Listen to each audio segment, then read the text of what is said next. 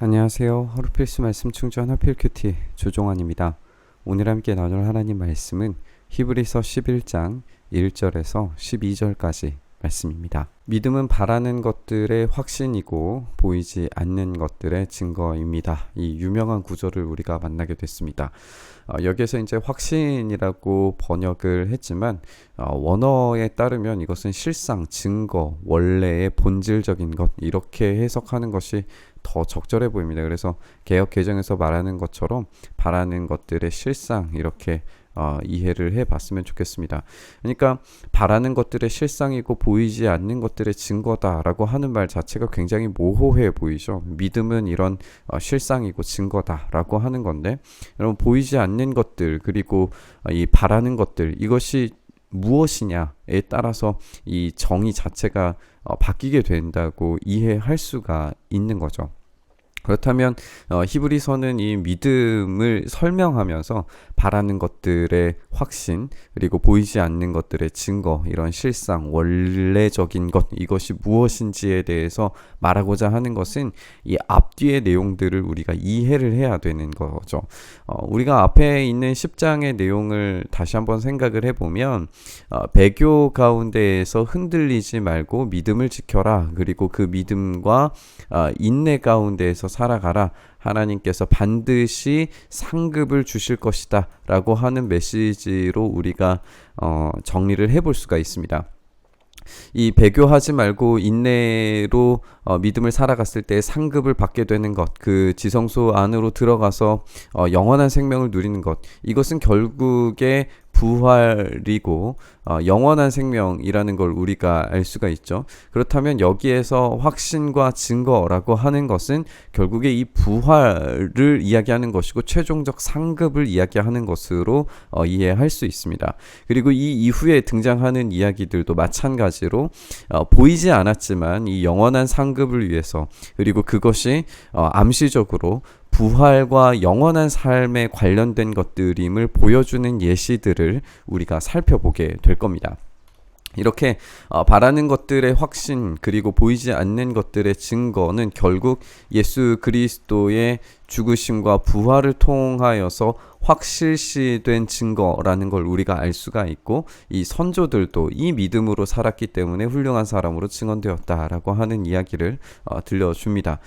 믿음으로 우리는 세상이 하나님의 말씀으로 지어졌다는 사실을 깨닫습니다. 보이는 것은 나타나 있는 것에서 된 것이 아니라 이 보이지 않지만 확실하게 얻어진 증거, 예수 그리스도의 부활로서 얻어진 것입니다. 믿음으로 아벨은 가인보다 더 나은 제물을 하나님께 드렸습니다. 이런 제물을 드림으로써 그는 의인이라고 하는 증언을 받았으니 하나님께서 그의 예물에 대하여 증언해 주신 것입니다. 하지만 그가 죽었어요. 이 죽음의 사건은 우리가 창세기에서 살펴보는 것처럼 형인 가인이 아벨을 돌로 쳐서 죽인 것입니다. 그리고 돌로 쳐서 죽임으로써 그 피가 무죄한 피가 땅에 흘러서 땅에서 하나님을 향하여서 호소하는 소리가 들린다라고 하는 그런 말들이 있는데, 오늘 이 본문에서 이 믿음으로 말미암아 아직도 말하고 있다. 이 무죄한 피, 억울한 죽음, 하나님께서 신원하셔야 되는 죽음이 있다라고 하는 이야기를 먼저 시작하고 있습니다. 의인이지만 박해를 받고 죽을 수 있습니다. 의인이지만 땅이 호소해서 기도할 정도의 억울함이 있을 수 있습니다. 이렇게 죽음에 대한 이야기를 먼저 하고 난 다음에 믿음으로 에녹이라고 하는 사람의 이야기를 들려줍니다. 그는 죽지 않고 하늘로 올라갔습니다. 하나님께서 그를 옮기셨기 때문에 우리는 그를 찾을 수가 없습니다. 옮겨가기 전에 그는 하나님을 기쁘게 해드렸다는 증언을 받은 것입니다. 이런 부활의 증거, 이거는 이제 승천인데 지금 보이지 않기 때문에 보이지 않는 것들의 증거의 예시로 이 창세기에 기록된 이야기를 하나 가지고 온 것으로 우리가 볼 수 있어요.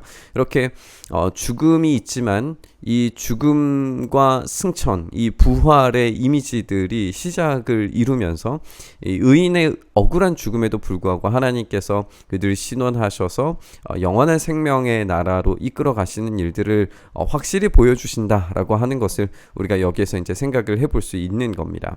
믿음이 없이는 하나님을 기쁘게 해드릴 수 없습니다. 하나님께 나아가는 사람은 하나님이 계시다는 것과 하나님이 자기를 찾는 사람들에게 상을 주시는 분이시라는 것을 믿어야 됩니다. 하나님을 찾는 사람들에게 주시는 상이라고 하는 것은 결국에 예수 그리스도를 찾는 것, 예수 그리스도를 통해서 얻는 부활과 영생임을 우리가 알고 있습니다. 이런 부활과 영생의 삶으로 나아가는 그 상을 얻기 위해서 이 십자가의 길을 흔들리지 않고 따라가야 되는 거죠. 아벨처럼 의인이 박해를 당하고 죽음을 당할 수도 있지만 이 박해와 순교, 이 박해와 죽음조차도 하나님을 찾는 자기 사람들에게 상, 부활을 주시기 때문에 이들이 얻는 상급만큼 커다란 상은 없다는 사실을 역설하고 있는 거예요. 믿음으로 노아는 하나님께서 아직 보이지 않는 일들에 대해서 경고하셨을 때에 하나님을 경외하고 방주를 마련하여 자기 가족을 구원했습니다. 여기에 이제 보이지 않는 일들이라고 하는 것도 최종적 심판이라고 우리가 생각을 할 수가 있죠. 계속해서 이제 히브리서는 마지막 종말론적 시각을 놓치지 않습니다. 그렇기 때문에 노아가 아직 보이지 않는 일들을 이야기하는 것도 하나님께서 세상을 쓸어버리시겠다라고 하는 심판, 최종적 심판과 연결되어져 있는 것으로 우리가 이해할 수 있어요. 그런데 이렇게 보이지 않는 심판, 아직 오지 않았다, 너무나도 먼 이야기다, 불가능한 심판이다 라고 이야기했을 때조차도 하나님을 경외하고 방주를 마련하여서 가족을 구원했다면 우리 예수님의 십자가는 얼마나 강력한 방주가 될 것인가 이야기하는 거죠. 이 믿음을 통하여서 그는 세상을 단죄하고 믿음을 따라 얻는 의를 물려받는 상속자가 되었습니다. 이 상속자라고 하는 말의 최종적인 상속자는 우리 예수 그리스도시라는 것을 히브리서 처음 시작할 때 이야기했던 것도 한번 기억해 보셨으면 좋겠습니다. 믿음으로 아브라함은 부르심을 받았을 때에 순종하고 장차 자기 몫으로 받을 땅을 향해 나갔습니다. 그런데 그는 어디로 가는지를 알지 못했지만 떠난 것이다 라고 이야기하면서 이 아브라함의 믿음의 본질에 대해서 이야기합니다. 부르심을 받았을 때 순종하고 자기 몫으로 받을 땅에 대해서 나아갔지만 어딘지 몰라요. 우리 천국의 순례자들도 마찬가지죠. 우리가 부르심에 따라서 십자가를 따라 순종하는 삶으로 나아간다고 하지만 그 영생의 삶이 어디에 있는지 우리의 눈으로 보이지 않는 것처럼 느껴질 수 있습니다. 자기 몫으로 받을 땅을 향하여서 나아가긴 하지만 어디로 가는지 제대로 파악하지 못할 때가 많아요. 그러나 믿음으로 그는 약속하신 땅에서 타국에 몸붙여 사는 나그네처럼 거류했고 그 같은 약속을 함께 물려받을 이삭과 야곱과 함께 장막에서 살게 됩니다. 이 영원한 나라에 대한 약속을 자기의 자식들과 함께 물려받는 것으로 9절에서는 이야기하고 있어요. 그는 하나님께서 설계하시고 세우실 튼튼한 기초를 가진 도시를 바랐던 것입니다. 하나님께서 설계하시고 튼튼한 기초를 가진 도시를 아브라함이 바랬는데 그 바란 성읍은 예루살렘으로 끝나는 것이 아니라 우리가 맞이하게 될 최종적 예루살렘, 새 예루살렘, 영원한 예루살렘으로 바꾸어지게 됩니다. 이로써 우리가 이제 아브라함의 자녀가 되었다라고 하는 사도 바울의 이야기와도 연결시켜서 생각해 보면 우리가 이 아브라함의 자녀로서 이 영원한 도성에 들어갈 자격을 획득했다. 예수 그리스도의 그 부활과 승리 안에서 얻었다라고 연결해서 생각해 볼 수 있을 것 같습니다. 믿음으로 사라는 나이가 지나서 수태할 수 없는 몸이었는데도 여기에서 이제 사라라고 이야기하는 것은 사실 해석상에 좀 문제와 어려움들이 있지만 그냥 그대로 사라로 이해해도 크게 의미가 지나치지는 않을 것 같아요. 왜냐하면 사라가 수태할 수 없는 몸이었는데도 임신한 능력을 얻었다. 약속하신 분을 신실하신 분으로 생각했다. 이것은 여기에서 약속하신 분을 신실한 분으로 생각한 것은 사라도 그렇게 하지 못했고 아브라함도 그렇게 하지 못했어요. 그럼에도 불구하고 히브리서 기자는 이 약속하신 분을 신실한 분으로 이해했다라고 하면서 이 수태할 수 없는 몸이 임신할 능력을 얻는 상태로 변화된 것을 주목하게 만듭니다. 이것을 우리가 좀 좀 더 생각을 해보면 수태할 수 없는 몸은 당시의 사람들이 생각할 때에 저주받은 몸이고 생명이 끊어진 다음이 없어진 죽은 존재와 마찬가지입니다. 그런데 임신할 능력이라고 하는 것은 이 죽음, 세대가 끊어진 상황 가운데에서 다시 부활의 소망을 얻게 된 것으로 이해가 됩니다. 그리고 이것이 이제 내일 우리가 함께 읽을 말씀에서도 다시금 강조되는 부분이 될 겁니다.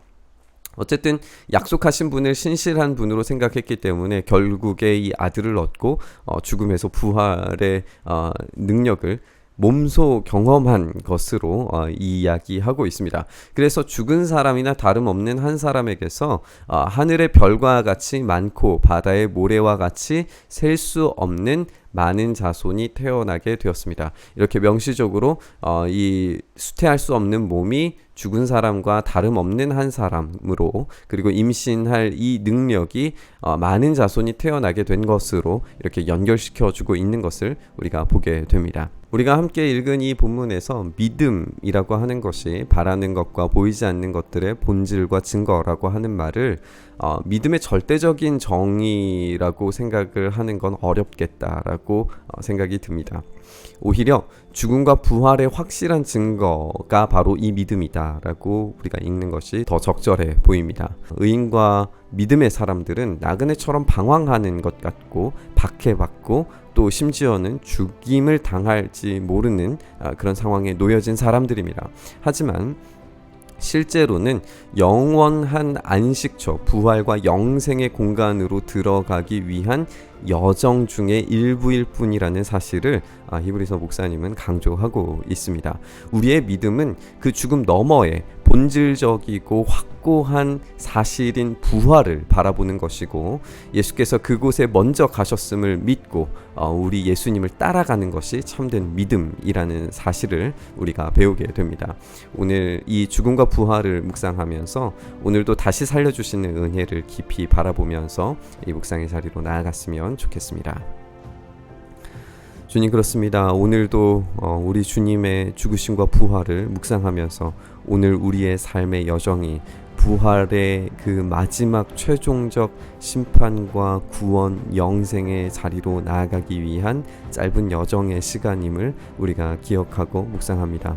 그렇기에 우리가 주님을 따라가는 이 삶에 주님께서 부어주시는 힘과 능력으로 다시금 이 나그네의 여정을 힘있게 나아갈 수 있도록 주여 은혜 더하시고 힘 주시고 능력 주시옵소서.